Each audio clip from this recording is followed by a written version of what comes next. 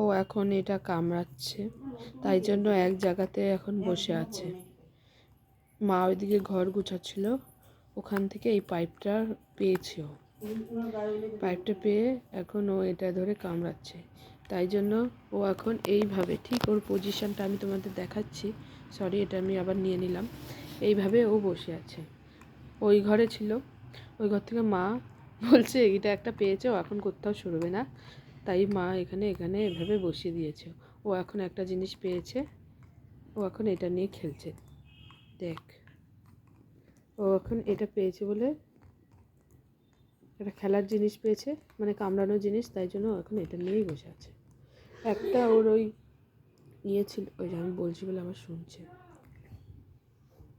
হয়ে গেল, ওর হয়ে গেছে, ওই যে চলে গেল হয়ে গেছে ওর খেলা।